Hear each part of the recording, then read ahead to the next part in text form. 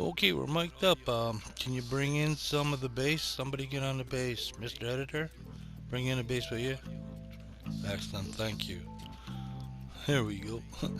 We just got a little bit of a collage of what we've been doing in the last few weeks, working on the park. Um, Created the logging company, which is Olive Logging. Stands for Old Grizz's Logging and Forestry, so Olive. We're looking into putting in a Speedway, maybe a couple. We'll see how that works. But I brought in the water ride, the sawmill, and stuff like that, and I'm going to use that to create my dark ride, one of my interior rides. So I'm going to have to get the path going up that way. And but before I do anything else, I gotta finish this entrance, because if I go on to something else, don't finish that, then I forget about it, and then and it doesn't get finished. So I'm gonna just work on the entrance. I want to do more landscaping with flowers and um, different decorations to make it more appealing coming into the park. Um, like I said, this is all old stuff. I'm just playing around with the volume, speeding it up, giving, because we got a couple of chipmunks in the park, and they're helping with the build. You can hear them giving us helpful information that we need another chipmunk to translate it. No, I'm just making that up. It's just I've been playing with the soundtracks, and like I said, we got Mr. Editor from ELA Studio and Sons doing the bass in the background. Um, he does the voice for Ed, the bass player from the band The Face. But that's another guitar, and we might bring that in on another run or another clip. But for right now, we got that going on. It's in the background. Don't want it too loud. Don't want it to obstruct anything. Just something in there that ain't isn't something somebody else made. It's something we made and we put it in. So that's by that. But even further in the background, there is still the musical background. From the Share Factory, I got that in here too. So I got that sound backing it up. I got the bass guitar going, and I might bring in some drums. My kids, my grandkids, and my son and his wife, they all got me a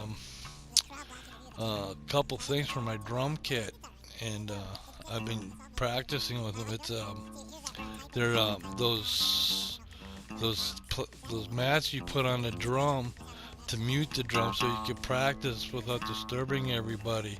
So I got a set of those on my drums now. So I've been trying to play every day, and I also got two drum mallets that I can use. I like to use that on the toms and stuff like that, because it gives it that. It's just a little. I like the sound of the mallets on those drums, but so I'm gonna do a little bit of work with those, and see I can take those mute uh, mats off and use those the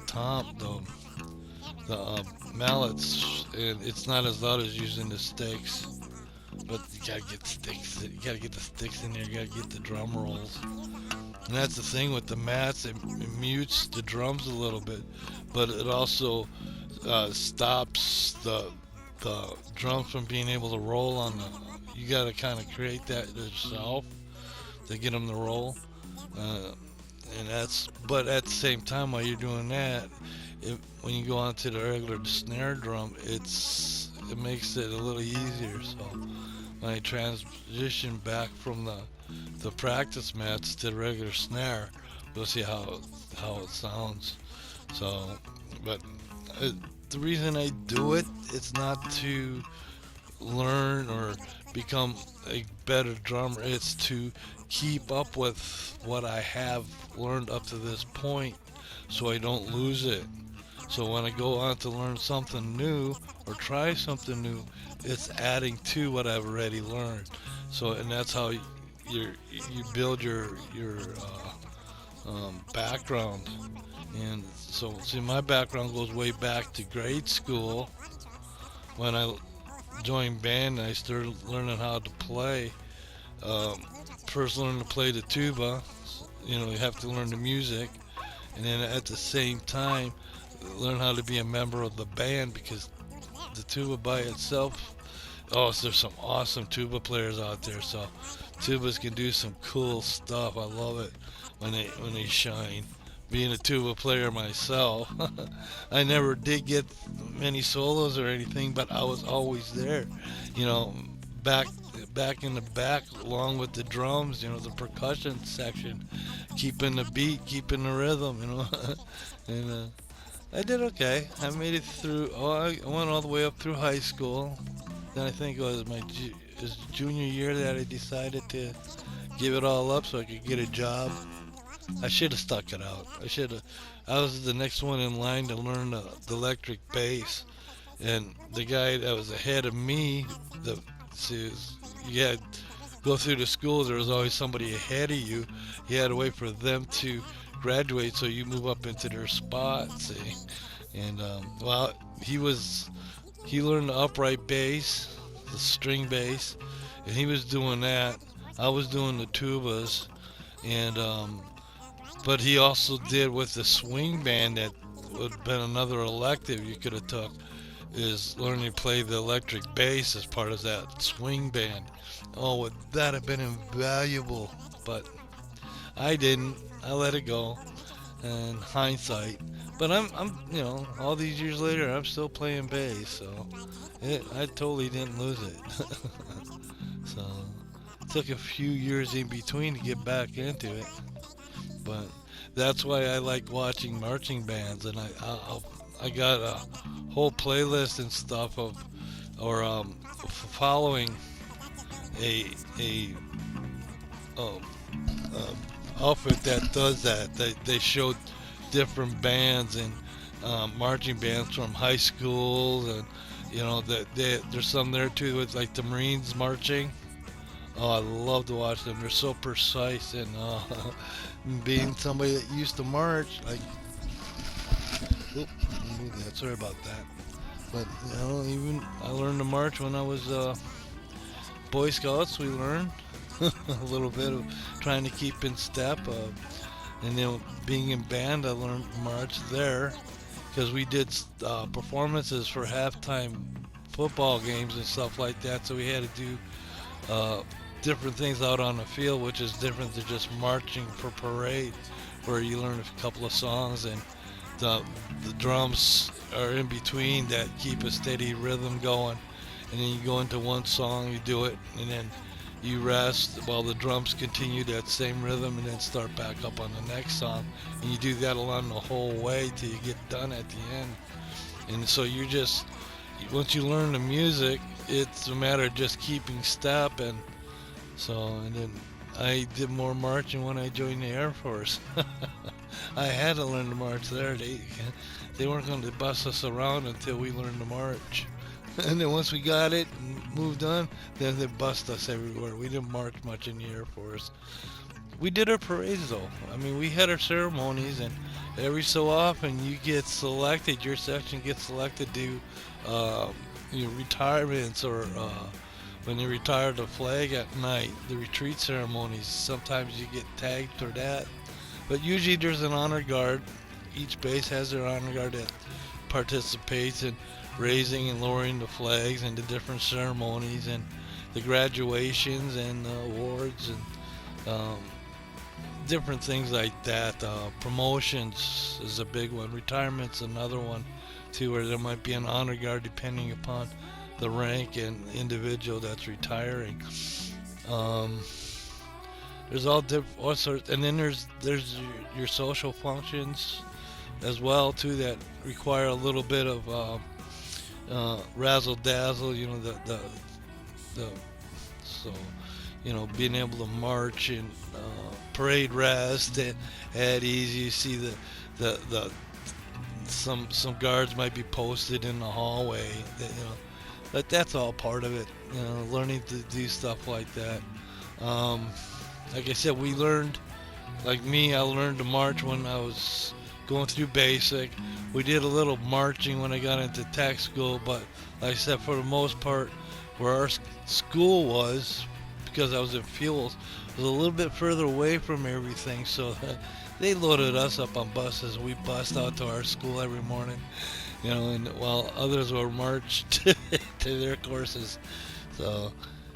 But when you first got to tech school, you did a lot of marching because you're part of the wait for your school or your school spot to open up. You were put in with the temporary housing, and made to do odd jobs, and you did a little bit of marching there because they weren't going to bus you anywhere. You got in and you got up with your squad and you marched where you had to be at a certain time, But it wasn't as regimented as basic training was, but.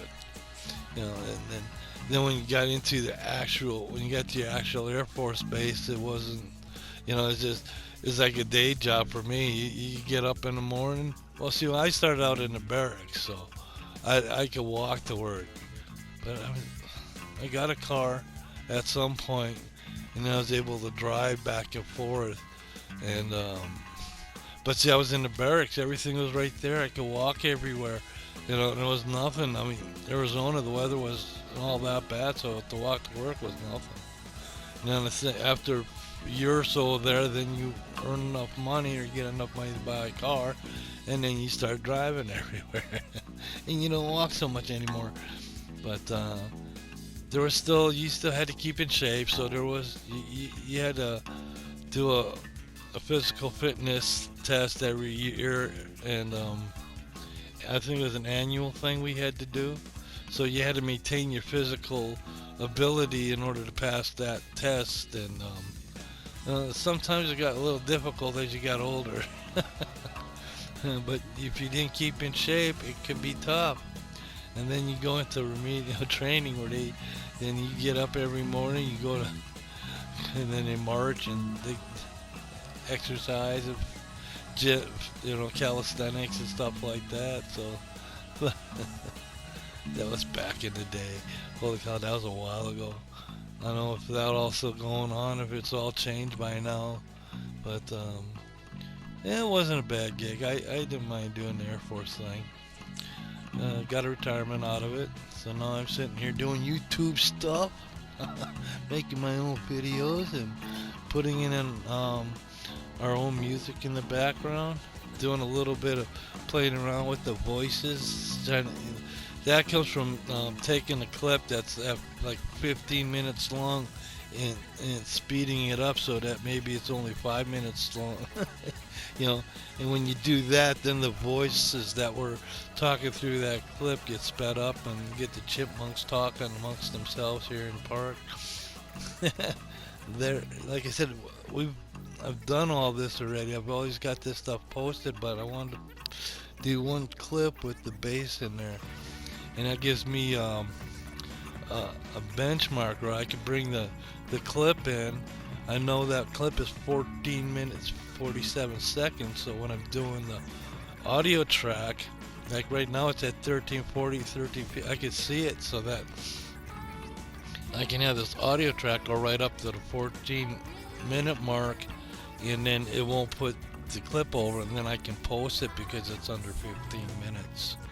And that's the reason for a lot of that. But I've just been having fun with this Planet Coaster, and there's some neat things I can do. And we're going to do some more work on this. Like I said, I'm going to build that into a little fun area. I got the front entrance to finish up, and then we'll move on. I'll start building the pathway out towards the old Grezzel's Den area and the logging, and we'll look into doing a speedway. So for what we've gotten right now, it's looking good, and we'll fill that in old Grizz. Thank you for watching, and hoping everybody's being safe.